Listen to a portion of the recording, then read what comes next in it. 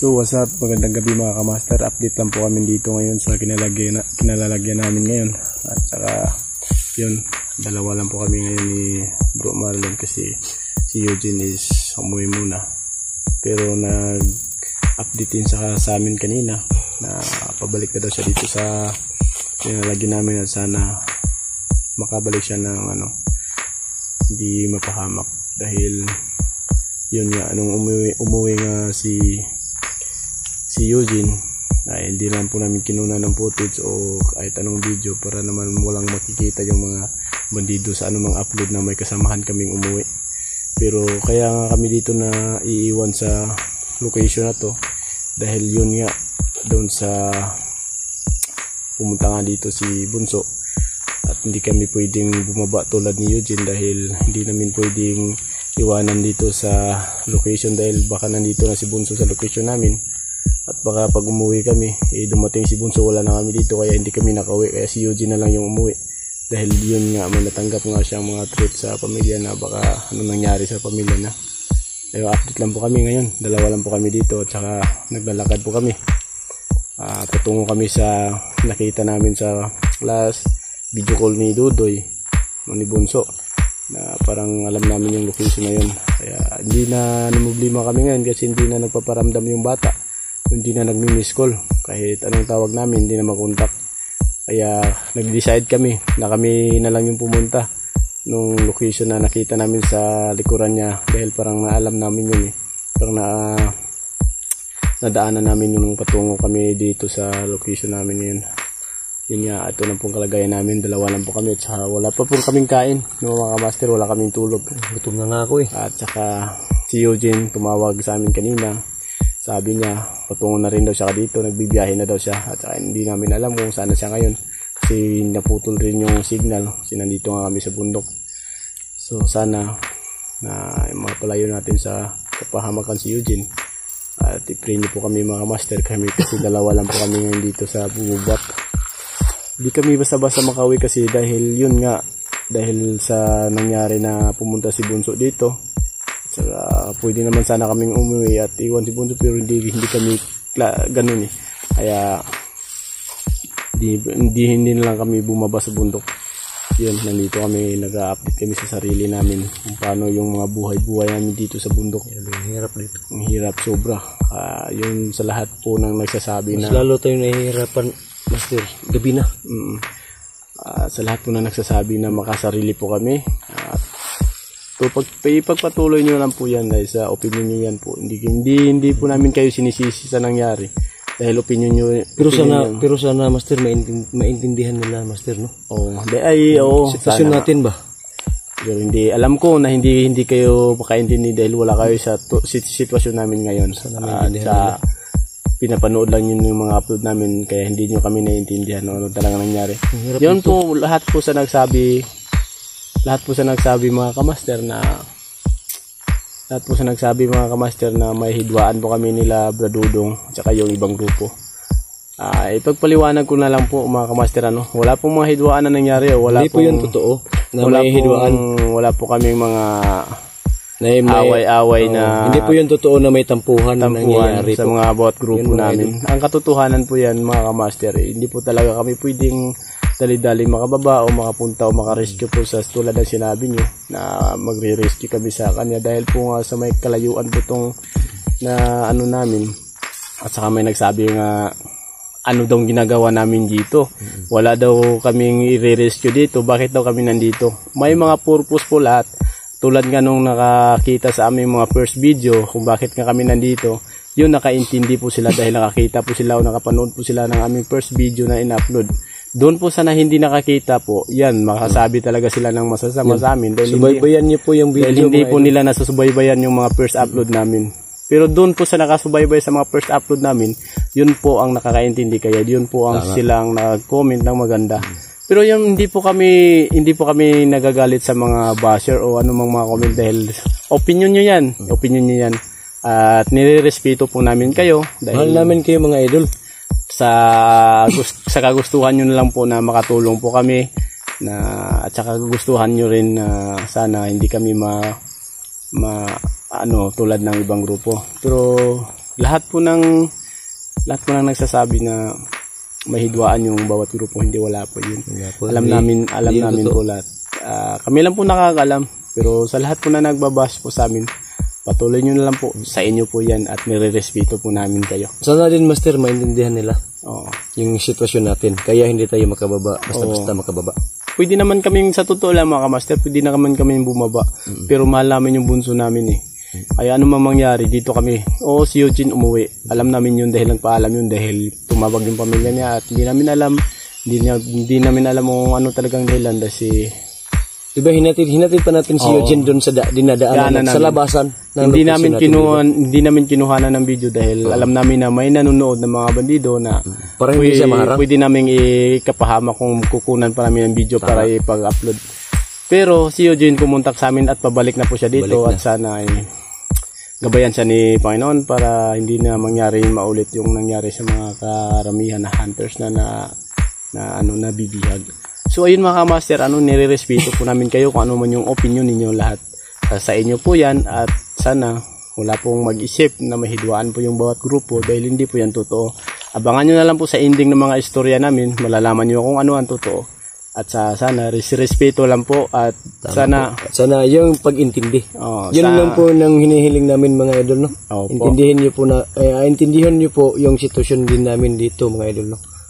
At sana support lang po tayo sa bawat iniidolo po natin at hindi tayo sana bumitaw ng masasakit at matatalim na mga pwedeng ikasakit ng mga damdamin ng mga hunters. Masasakit dahil kami po yung nakakaalam sa aming mga lakad at kami po yung nakakaalam sa aming bawat isa kung ano po yung mga pangyayari dito sa gubat.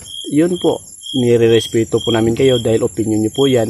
At lahat po ng bumibitaw ng masakit sa amin, bawat isa sa amin, sa inyo po yan. Ipagpatuloy nyo lang po yan yung mga sinasabi nyo. Support na lang po tayo. At saka nire-respeto po namin kayo. At wala po kaming galit sa lahat po ng mga basher.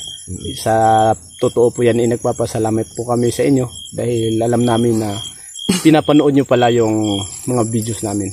Yun, I love you po at sana po support lang tayo mga master at saka hindi natin ibaliwala ang bawat isa sa atin. Ipagpairal po natin yung respeto sa bawat isa. Sana din po mga idol, no, isama niyo din po kami sa mga dasal niyo po mga idol, no, na sana po walang mangyaring masama po sa amin dito sa bundok mga idol, no. Ginagawa po namin lahat para po sa kapayapaan po mga idol, no. Doon po sa nagsabi na kami po ay utak bugok at saka hindi marunong tumanaw na utang na loob sa lahat po ng nangyari at sa lahat po ng tumulong sa amin. Wala po kaming sinisisi doon sa mga sinasabi nyo. Sa inyo po yan, opinion nyo po yan. At alam po namin yung mga hidikain ninyo na sana tumulong lang kami at sana nakinig kami sa inyo. At maraming salamat ay mayroon po pala kayong malasakit sa amin.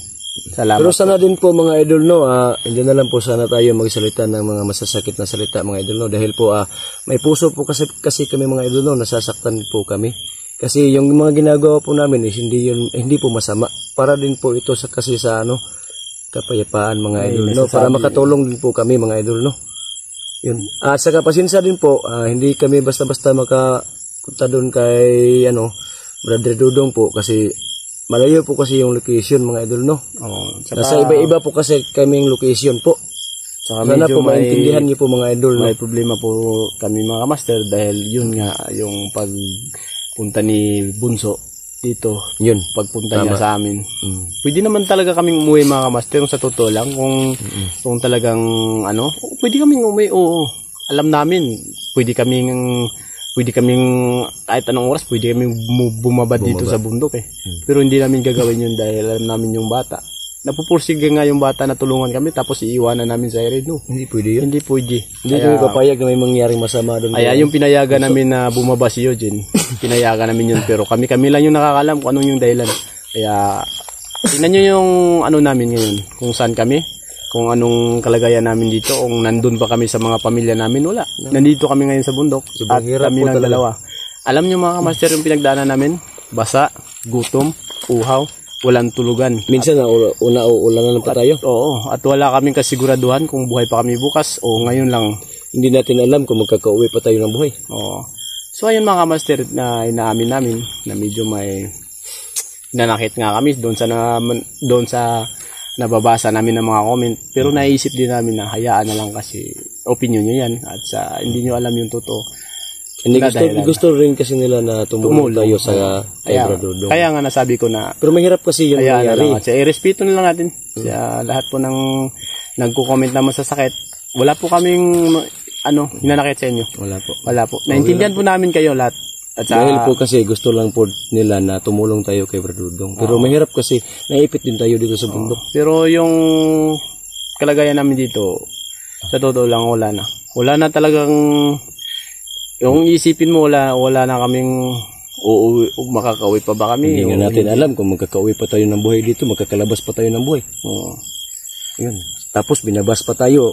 Pinipilit tayo doon na tumulong kay Dudong. Hindi na alam na Oo nga eh. yun, naipit na pala tayo dito. Mahirap na makalabas. Kaya nga, yun mga kamaster, sabi nyo, ang ingay nyo kasi. Oo, totoo yan, maingay kami. Pero Maingay tayo, pero hindi naman pwede kaming magsinyasan dalawa kahit may mga bibig kami magsinyasan. Hindi, alam namin yung ginagawa namin kaya sa lahat po nang nagsabi na yan, na yan kayo napapahamak, pumunta kayo. Sa inyo yan, na nire-respeto namin. Sa inyo yan. pero hindi tayo nagagalit sa kanila. Walang galit walang galit naman. Walang galit na dito. So ayun mga kamaster, patuloy lang po kaming nag-a-update sa mga sarili namin dito sa gubat. Yun. Maraming salamat sa mga solid supporters natin dyan at saka yun, patuloy muna kami maglalakad ngayong gabi at saka sana suportahan nyo kami.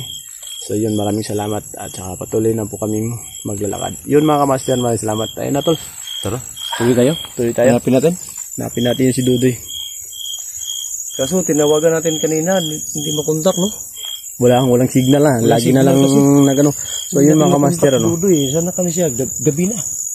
Hindi pa siya dumating dito. Ito yung namin, kalagayan namin, yung update namin ngayon dito. So ayun. May ka ba? Yung kutsilyo mo. Dito. Nagala ko dito.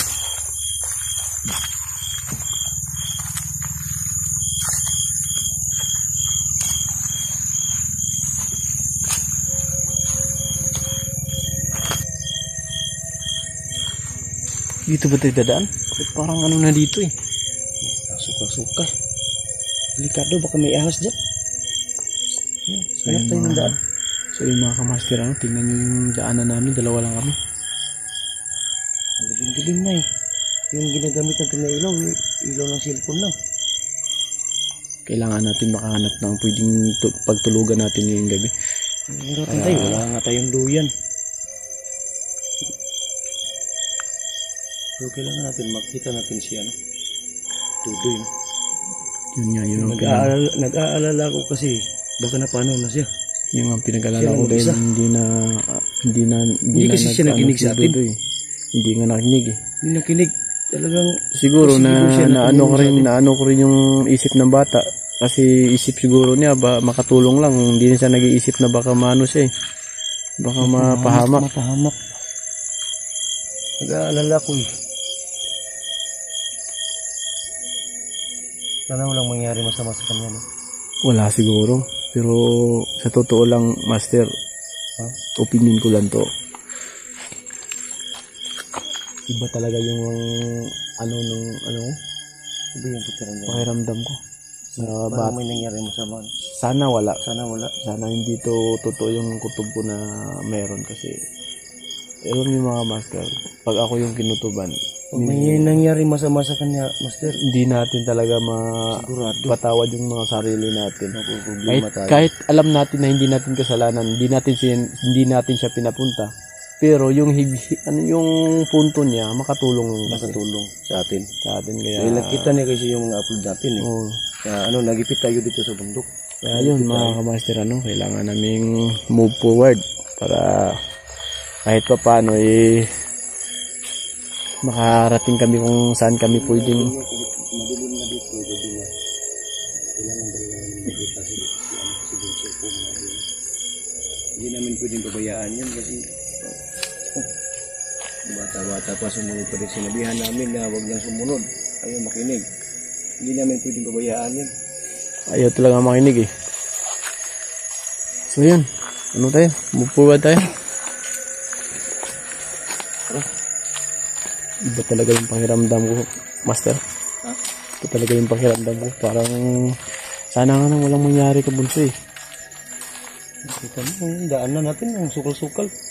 Naku. Daanan pa ba ito ng tao?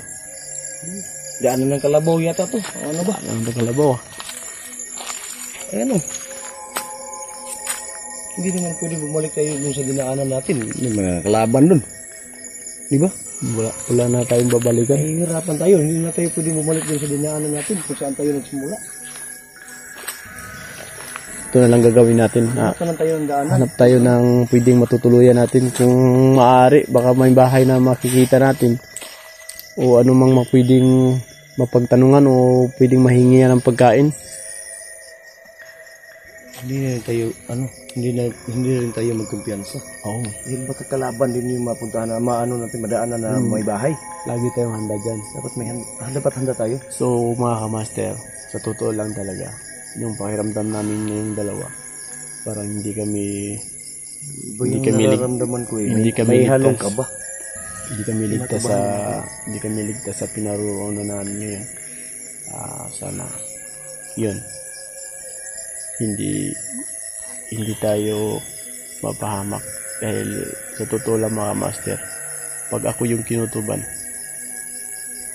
iwan ko lang kung hindi ba ito matotoo. Lahat ng mga kutob ko mga master sana hindi. Yun lang ang masasabi ko.